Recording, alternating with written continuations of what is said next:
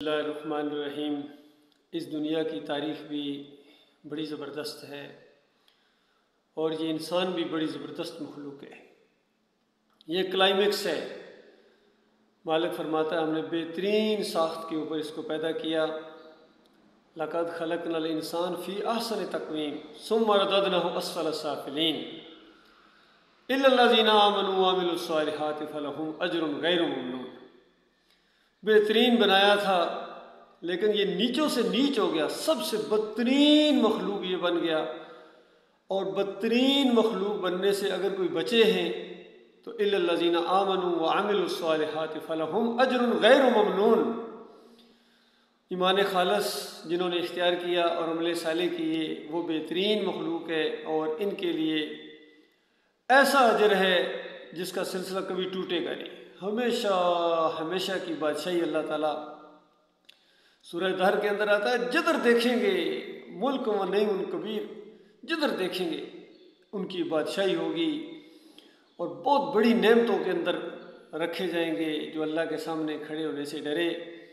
کہیں مالک فرماتا ہے 2 باغ ہیں ان کے لیے، اور پھر باغوں کی تعریف کی کہ دل خوش ہو جاتا ہے۔ پھر مالک جب ان 2 باغوں کی تعریف کر چکا تو مالک فرماتا ہے 2 اور ہیں، اور انتہا یہ ہے کہ وَلَكُمْ فِيهَا مَا تَشْتَهِي أَنفُسُكُمْ وَلَكُمْ فِيهَا مَا تَدْعُونَ نُزُلٌ مِّن غَفُورٍ رَّحِيمٍ۔ جو تم چاہو گے تمہاری چاہت کے اندر بھی مالک فرماتا ہے ہم مداخلت نہ کریں گے، ایسی بادشاہی تمہیں عطا فرمائیں گے۔ جو منہ سے حکم نکالو وہ پورا کر دیا جائے گا،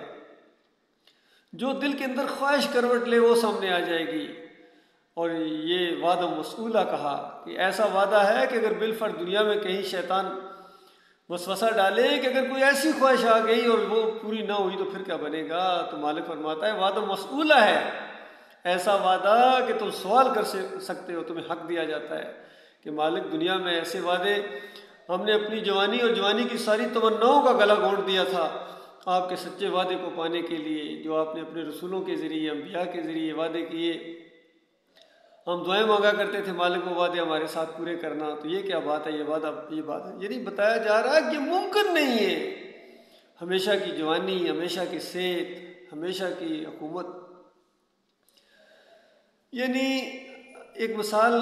یعنی غور کرنے کے لیے کہ اگر پوری کائنات کو اگر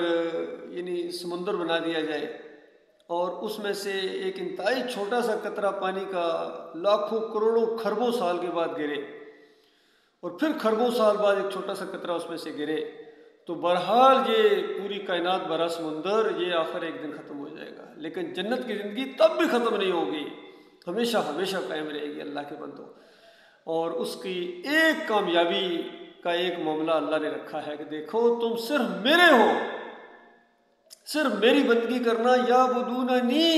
اس طرح زور دیا گیا ہے وما خلقت الجن والانس الا لیعبدون، کہ تم صرف میرے بندے ہوں گے اور میرے علاوہ کسی اور کی بندگی برداشت نہیں کرو گے، اللہ کے علاوہ کسی اور کی داتائی، کسی اور کی دستگیری، کسی اور کی مشکل کشائی، کسی اور کی بڑی افسری، بڑی داؤس، کسی اور کا روب اور دبدبہ تمہارے اوپر نہیں آئے گا۔ تم صرف اللہ کے بندے ہو، صرف تمہارے اوپر ایک خوف ہو اللہ کا بس، اور وہ بھی محبت کے ساتھ، مالک کی ناراضگی سے خوف کہ ہمارا مالک ہم سے ناراض نہ ہو جائے، کوئی ایسا کام نہ ہو جائے جس سے مالک خفا ہو جائے، ایک لمحے کے لیے بھی اگر مالک خفا ہو گیا تو یہ ہماری بدبختی ہوگی۔ اس انداز سے جو مومن زندگی بسر کریں، کفر و شرک کے خلاف جہاد کریں، پوری توانائی کے ساتھ، پوری قوت کے ساتھ اللہ کے اوپر بھروسہ رکھتے ہوئے، اور بالکل کسی کی پرواہ نہ کریں، کسی پر چوٹ لگے کوئی ناراض ہو، نہ جتھوں کو دیکھیں، نہ ان کے وسائل کو دیکھیں، نہ ان کی فوجوں کو دیکھیں، نہ ان کی طاقتوں کو دیکھیں، نہ ان کی بدماشیوں کو دیکھیں، کسی سے وہ ڈرنے والے نہیں ہیں سوائے اپنے مالک کے، اور یہ توحید کی دعوت اٹھائیں۔ انبیاء والا یہ کام ہے اللہ کے بندو۔ اب کسی نبی نے نہیں آنا ہے، آخری نبی آج سے تقریباً 1500 سال پہلے یہی دعوت دیتے ہوئے پوری زندگی بسر کی انہوں نے، اور پھر وفات پائی ہے اور مدینے میں قبر موجود ہے۔ تو اب بھی اگر آپ کو یقین نہیں آتا ہے، پھر صحابہ اکرام کی زندگیاں ہیں، ایک شاندار اسلامی تاریخ ہے، خلافت راشدہ کا دور ہے، ابو بکر صدیق کے واقعات ہیں، عمر بن خطاب کا زمانہ ہے، اور عثمان رضی اللہ تعالیٰ، علی رضی اللہ تعالیٰ، امیر معاویہ رضی اللہ تعالیٰ، خالد بن ولید کی جنگوں کے قصے، ابو عبیدہ بن جراح، اور بلال رضی اللہ عنہ کی وفاداری اور وفا کے قصے، پھر اس سے پہلے ابراہیم علیہ السلام، اسماعیل علیہ السلام، موسیٰ علیہ السلام کے واقعات قرآن میں موجود ہیں، عیسیٰ علیہ السلام کے، اور آخری نبی محمد صلی اللہ علیہ وآلہ وسلم کی زندگی تو پوری قرآن کے عین مطابق، اخلاق قرآن کے عین مطابق، یہ سب کچھ موجود ہے۔ پھر اس کے بعد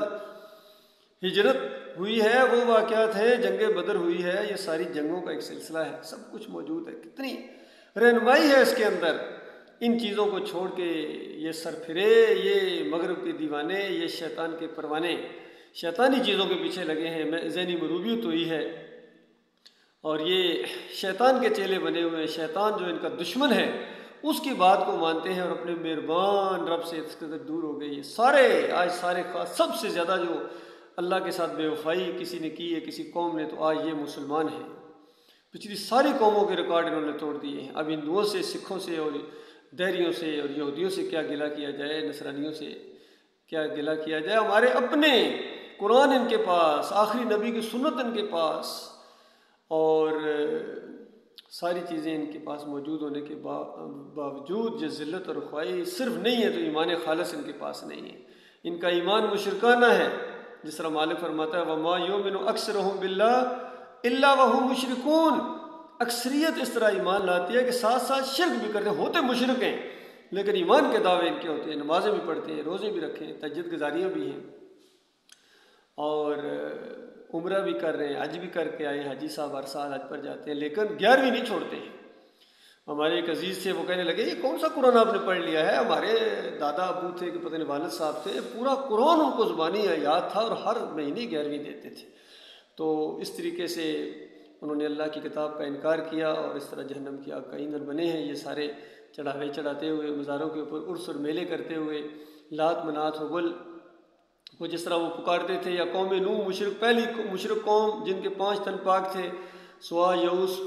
ود، سوا، یہ سارے سورہ نوح کے اندر ان کے نام آئے ہیں۔ بخاری کی روایت کے اندر ان کی تفصیل آئی ہے کہ وہ قوم ان کی قبروں کے اوپر وابستہ ہو گئی، بالکل اسی طرح وابستہ ہو گئی جس طرح آج یہ ہماری قوم قبروں کے اوپر، کسی کو داتا کہتے ہیں، کسی کو دستگیر کہتے ہیں، کوئی کھوٹی کھری کرتا ہے، سارے جا کے بڑے بڑے آکسفورڈ کے پڑھے ہوئے اور مدرسے چلانے والے، دیوبند کے فارغ التحصیل اور بریلوی کے مدرسے کے فارغ التحصیل، سارے کے سارے گنبد کے پجاری ہیں، قبروں کے پجاری ہیں۔ کوئی مسئلہ، کوئی بریلوی بنا دیا گیا، کوئی دیوبندی بنا دیا گیا، کوئی اہل حدیث ہے، کوئی سلفی، چکڑالوی، سہروردی، نقشبندی، چشتی، گنے نہیں جا سکتے ان کے فرقے اور ان کے مسلک نہیں ہے۔ تو بس صرف مسلم نہیں ہے، وہ جو کسی نے کہا نا کہ یوں تو سید بھی ہو، غازی بھی ہو، افغان بھی ہو، پتہ نہیں اس طرح کا کوئی شعر ہے، اور تم سبھی کچھ ہو، وہ بتاؤ کہ مسلمان بھی ہو، مسلمان ہو؟ تو دوسری اسی طرح کی بات کہ بتوں سے تجھ کو امیدیں، یعنی قبروں سے امیدیں ہیں، پیروں سے امیدیں ہیں، اور بادشاہوں سے امیدیں ہیں، اپنے پیروں سے امیدیں ہیں، ہر چیز سے امید ہے، بتوں سے تجھ کو امیدیں، اللہ سے نا امیدی۔ اور مجھے بتا تو صحیح اور کافری کیا ہے، اور کافری کس کو کہتے ہیں؟ کہ کافروں کے سین نکل کے آتے ہیں، وہی کافر ہوتے ہیں جو اللہ کے علاوہ کسی اور کو پکاریں، یا علی مدد، یا رسول اللہ مدد، لبیک یا حسین، پھر ان کی نظر و نیاز ہے، ان کی سبیلیں ہیں، حسن حسین کی شربت ہیں، 11ویں شریف ہے، 12ویں کے کیک ہیں، واسطے وسیلے ہیں، رکوع اور سجدے ہیں۔ کون سا شرک ہے جو تمہارے اندر نہیں ہے قوم کے لوگوں، مسلمانوں؟ اللہ نے تمہیں ویسے نہیں مارا ہے، وہ انصاف کرنے والا مالک ہے، اس کی رحمت تم سے روٹھ گئی ہے، اس کی رحمت کے درمیان یہ مولوی اور پیر اور یہ سب کچھ تم نے حائل کر لیا ہے، جمہوریت کا مشرکانہ نظام۔ حافظ قرآن ہو، پہلا قرآن کا صفحہ تمہیں نہیں آتا ہے، حافظ قرآن ہے لیکن پہلے صفحے سے غافل ہیں۔ سورہ فاتحہ اللہ کی حمد و ثنا کے بعد ایک عہد و پیمان ہوتا ہے اللہ کے ساتھ، ایاک نعبد و ایاک نستعین، اے اللہ صرف تیری عبادت کرتے ہیں، کرتے رہیں گے، صرف تجھ سے مدد مانگتے ہیں، مانگتے رہیں گے، تجھ سے، اللہ کو کہہ رہے ہوتے ہیں۔ اور اسی نماز سے، صلاۃ سے فارغ ہونے کے بعد یا علی مدد، یا رسول اللہ مدد، اور کیوں نہ کہیں جب ان کے بزرگوں نے ان کو یہی تعلیم دی، ان کے کابرین نے یہی ان کو سکھایا ہے۔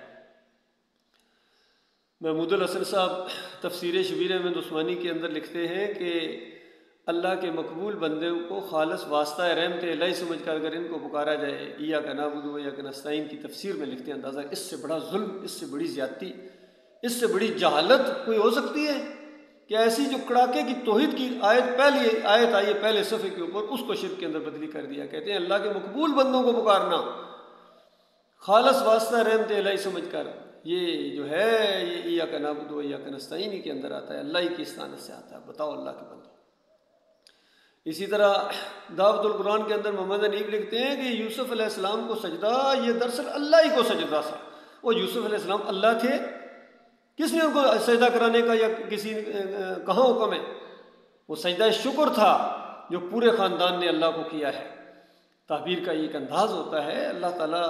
کے سامنے جھکنے والے لوگ تھے۔ پیغمبروں کی تو یہ سنت رہی ہے، مشکل و مصیبت میں وہ اللہ کو پکارتے ہیں، صبر کرتے ہیں، خوشحالی میں خوشی میں اللہ کے سامنے سجدے کرتے ہیں، شکر گزاری کرتے ہیں۔ اور نبی علیہ السلام نے فرمایا عجب لامر المومن، مومن کا معاملہ بڑا عجیب ہے، اور یہ معاملہ مومن کے علاوہ کسی اور کے ساتھ نہیں ہوتا ہے کہ جب اس کو مشکل مصیبت آتی ہے یہ صبر کرتا ہے، اس کے لیے خیر ہے، اجر اس کو ملتا ہے۔ جب یہ خوشحالی خوشی آتی ہے یہ شکر کرتا ہے، اس کے لیے خیر ہے، اس پر بھی اس کو اجر ملتا ہے۔ اور کہیں مالک فرماتا ہے وَلَنَبْلُوَنَّكُمْ بِشَيْءٍ مِّنَ الْخَوْفِ وَالْجُوعِ وَنَقْصٍ مِّنَ الْأَمْوَالِ وَالْأَنفُسِ وَالثَّمَرَاتِ وَبَشِّرِ الصَّابِرِينَ الَّذِينَ إِذَا أَصَابَتْهُم مُّصِيبَةٌ قَالُوا إِنَّا لِلَّهِ وَإِنَّا إِلَيْهِ رَاجِعُونَ، کہ ہم ہر اینگل سے آپ کو آزمائیں گے۔ تم نے ایمان کا دعویٰ کیا ہے، مومن بنے ہو، مالک فرماتا ہے ہر اینگل سے آزمائیں گے، ہر اینگل سے، بھوک سے، خوف سے، مال و جان کی کمی سے، اولاد کی کمی سے، اور قریبی رشتہ دار فوت ہو جائیں گے، اور ہر طریقے سے آزمائیں گے کہ تم اللہ کے ماننے والے ہو یا کسی اور کے ماننے والے ہو، کسی کونے خدرے میں دل کی گہرائیوں میں کہیں کوئی اور تو نہیں چھپا ہوا۔ مالک فرماتا ہے جو صبر کریں خوشخبری سنا دیجئے، ان کو خوشخبریاں سنائیے۔ اولئک علیہم صلوات من ربہم ورحمہ، ان کے اوپر اللہ کی رحمتیں ہیں، برکتیں ہیں ان کے اوپر، واولئک هم المہتدون، بریکٹ کے اندر بند کر دیا گویا کہ یہ صرف یہ بس یہ ہدایت یافتہ ہیں۔ اور آج کے مومنین کا حال یہ ہے کہ جب مشکل مصیبت آئے کہ یا علی مدد، یا غوث مدد، بتاؤ یہ وہ مومن ہیں جنہیں دیکھ کے شرمائیں یہود؟ آج ابو جہل بھی اگر آ جائے وہ کہے کہ اگر یہ سب کچھ کرنے کے باوجود مومن ہیں، مسلمان ہیں، تو ایسی مسلمانی تو میں 1000 مرتبہ اس سے زیادہ بڑی مسلمانی کے لیے میں تیار تھا۔ لیکن وہاں تو ذرا برابر شرک کی گنجائش نہیں تھی، اور یہاں شرک کی اجازت ہے۔ کرے غیر بت کی پوجا تو کافر، کواکب میں مانے کرشمہ تو کافر۔ وہ جو علی نے نظم لکھی ہے کہ دوسرے کافر ہوتے ہیں، یہ مسلمان تو کافر ہوتے ہی نہیں ہیں، جو مرضی کریں، شہیدوں پر جا جا کے مانگیں دعائیں، چادریں چڑھائیں، دعائیں ان سے مانگیں، ناک رگڑیں، ماتھے رگڑیں، جو مرضی کریں، نہ توحید میں کچھ فرق اس سے آئے، نہ ایمان بگڑے، نہ اسلام جائے۔ یہ ہے ان کا معاملہ ہے اللہ کے بندوں۔ لہٰذا چند دنوں کا یہ معاملہ ہے، بڑے بڑے آئے اس دنیا کے اندر، بڑے بڑے اللہ کے باغی بھی آئے، بڑے بڑے اللہ کے فرما بردار بھی آئے، سب اللہ کے احسان کے نیچے دبے ہوئے تھے، سب چلے گئے، آپ نے بھی جانا ہے۔ چیف جسٹس صاحب ایک دن کرسی چھوڑنی ہے، بڑے سیاستدان صاحب، بڑے آپ سیاسی لیڈر ہیں جی، آپ نے بھی اترنا ہے، آپ سے بڑے بڑے گزر گئے ہیں، آپ سے بڑے تھے، زیادہ ان کو زیادہ لوگ سنتے تھے، زیادہ اچھی تقریریں کرتے تھے۔ وہ بھی کہاں گئے؟ سونے کے دروازے لگانے والے کہاں گئے؟ عرس اور میلے کرنے والے، حلوے بانٹنے والے۔ اور آرمی چیف صاحب عاصم منیر صاحب، آپ سے پہلے بھی بڑے بڑے چیف آرمی اسٹاف گزرے ہیں۔ میں خود آرمی افسر ہوں الحمدللہ، 7 پنجاب ریجمنٹ کا افسر ہوں میں، 70th PM میں لانگ کورس کے ساتھ میں پاس آؤٹ ہوا ہوں، اور 7 پنجاب ریجمنٹ میں نے جوائن کی تھی۔ یہ توحید کی دعوت، وہاں بھی میں نے توحید کی دعوت، ایمان کی دعوت، عقیدے کی دعوت دی ہے کہ دیکھو تم ایمان عقیدہ درست کر لو، یا علی مدد کا نعرہ نہ لگاؤ۔ ہماری یونٹ میں یا علی مدد کا نعرہ لگاتے تھے کرنل نجم الحسن ملک، کیونکہ خاص قسم کا ایک طبقے سے وہ تعلق رکھتے تھے، وہی نعرہ لگواتے تھے اپنے سب آرڈینیٹ سے۔ تو ان کو جب کہا یہ نعرہ نہ لگاؤ، یہ مشرکانہ نعرہ ہے، اللہ اکبر کا نعرہ لگاؤ، تو اس طریقے سے پروپیگنڈا کرنے کے بعد انہوں نے فوج سے نکلوا دیا۔ تو یہ بالکل حقیقت ہے، آپ وہاں پوچھ لیں، کسی سے پوچھ لیں، صرف اتنا سوال کریں 7 پنجاب ریجمنٹ سے کہ نائک قسمت اللہ اور ملک جان کو کیوں نکالا گیا تھا، بس صرف اس کی تحقیق کریں، سارا کیس آپ کے سامنے آ جائے گا۔ میرے بھائیوں، میں کوئی شکایت یہاں نہیں کر رہا ہوں، میں تو صرف آپ کو احساس دلا رہا ہوں کہ 38 سال پہلے بھی میرا یہی کہنا تھا، آج یہ سوشل میڈیا کا دور ہے، آج بھی میرا یہی کہنا ہے کہ ایمان کو خالص کرو، ورنہ ایٹمی قوت ہونے کے باوجود اور کمانڈو دستے ہونے کے باوجود کوئی عزت نہیں ہے پوری دنیا کے اندر، کوئی عزت نہیں ہے۔ جھوٹ بولتے ہو کہ ہمارا بڑا نام ہے، بالکل کوئی نام نہیں ہے، اور بھیک مانگتے ہو، کچکول لے کے جاگتے ہو، کوئی بھیک دیتا ہے کوئی نہیں دیتا ہے، مقروض کتنے ہو، عقل حیران ہے کتنے قرضے لینے کے بعد یہ کس طرح ان کو رات کو نیند کیسے آتی ہے۔ اور اس کا حل موجود ہے، سارے قرضے تمہارے چٹکیوں میں حل ہو سکتے ہیں، تمہارا روب اور دبدبہ بحال ہو سکتا ہے، پورا ایک یعنی سسٹم موجود ہے، لیکن صرف ایمان کی ضرورت ہے، مجاہدانہ انداز کی ضرورت ہے، اور بالکل آنکھوں میں آنکھیں ڈال کے ان یہودیوں سے کہا جائے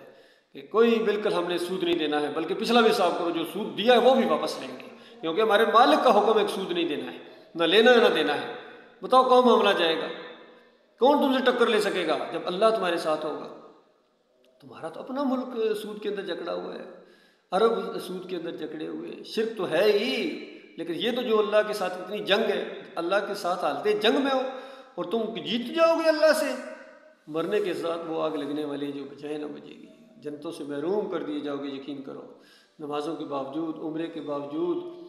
تہجد گزاریوں کے باوجود، حافظ قرآن ہونے کے باوجود، کیونکہ شرک عقیدے میں ہے، یہ مشرکانہ نظام جمہوریت کا شرک ہے، اس کا ماننا، اس کو ووٹ دینا، اس کی تقویت دینا یہ کفر ہے، اللہ کا انکار ہے، اور اس پر جو مرے گا وہ ہمیشہ کی آگ میں جائے گا۔ حیرت ہوتی ہے، سراج الحق جیسا آدمی کہتا ہے جمہوریت تمہاری بقا ہے، جمہوریت میں، جمہوریت ذلت ہے، جمہوریت کے اندر ذلت ہے، تمہاری موجودہ ذلت تمہارے شرک کی وجہ سے، جب تک اسے توبہ نہیں کرو گے کوئی خیر آنے والا نہیں ہے۔ اللہ تعالیٰ غور و فکر کرنے کی توفیق عطا فرمائے۔ آپ کو ہر جگہ رہنمائی کی جا سکتی ہے اور اس کو ثابت کیا جا سکتا ہے، جو بات میں کہہ رہا ہوں جہاں جہاں تک یہ آواز پہنچے، بالکل یہ ایمان کی آواز ہے، یہ آپشنل چیز نہیں ہے کہ مانیں گے تو یا نہیں مانیں گے، مانو گے تو اپنا بھلا کرو گے، نہیں مانو گے تو جہنم منہ کھولے تمہارا انتظار کر رہی ہے۔ اللہ تعالیٰ اس جہنم کے خوفناک انجام سے بچائے۔